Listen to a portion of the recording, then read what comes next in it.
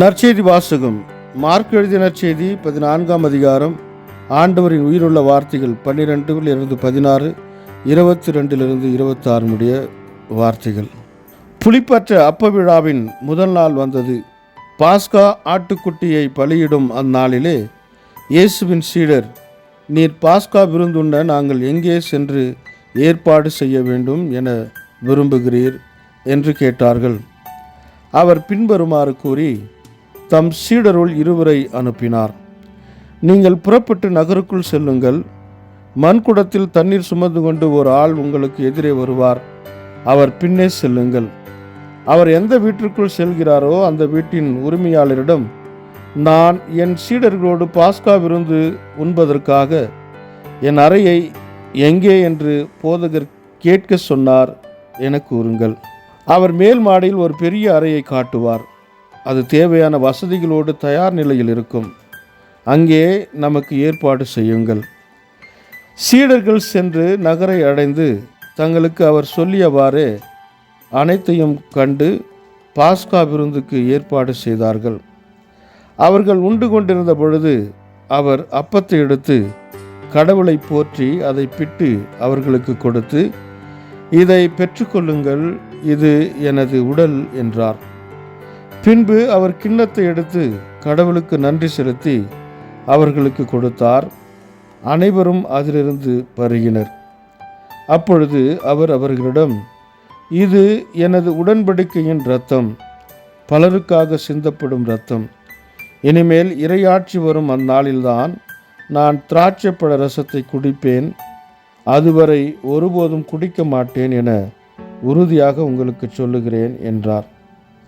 அவர்கள் புகழ்பாடல் பாடிவிட்டு ஒலிவ மலைக்கு சென்றார்கள். இது வாழ்வு தரும் கிறிஸ்துவின் நற்செய்தி. கிறிஸ்துவே உமக்கு புகழ்.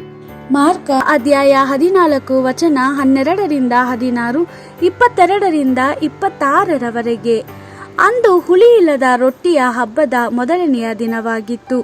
ಯಹೂದಿಗಳು ಯಾವಾಗಲೂ ಪಸ್ಕ ಹಬ್ಬದ ಕುರಿಮರಿಗಳನ್ನು ಯಜ್ಞ ಮಾಡುವ ಸಮಯ ಇದಾಗಿತ್ತು.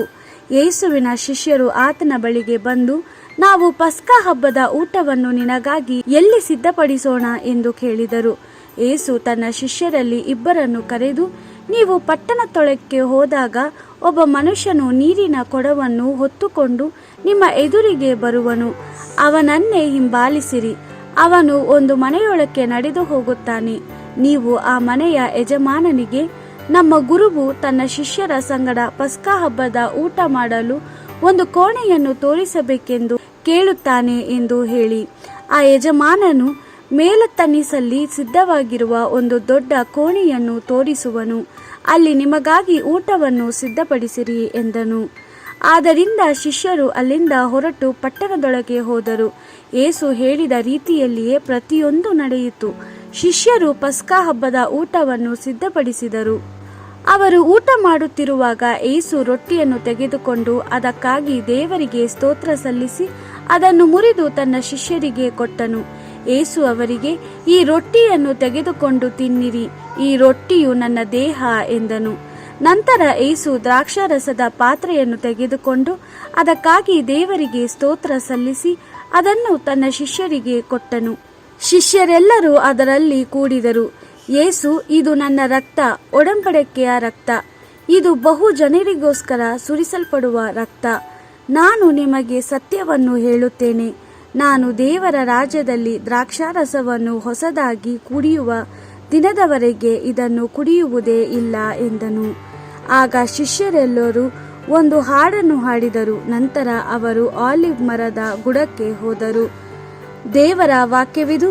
ದೇವರಿಗೆ ಕೃತಜ್ಞತೆ ಸಲ್ಲಲಿ. Gospel according to Mark chapter 14 verse 12-16 and 22-26. On the first day of the festival of unleavened bread, the day when the Passover lamb was killed, the disciples asked him, where would you have us go to prepare the Passover meal for you? So Jesus sent 2 of his disciples with these instructions, go into the city and you will meet a man carrying a jar of water. Follow him to the house he enters and say to the owner, the master says, where is the room where I may eat the Passover meal with my disciples? Then he will show you a large room upstairs, already arranged and furnished. There you will prepare for us."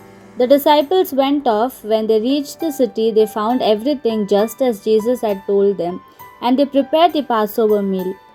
While they were eating, Jesus took bread, blessed and broke it, and gave it to them, and said, "Take it, this is my body." Then he took a cup, and after he had given thanks, passed it to them, and they all drank from it.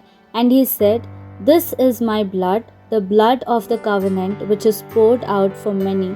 Truly I say to you, I will not taste the fruit of the vine again until the day I drink it anew in the kingdom of God." After singing psalms of praise, they went out to the Mount of Olives. The Gospel of the Lord. Praise to you, Lord Jesus Christ.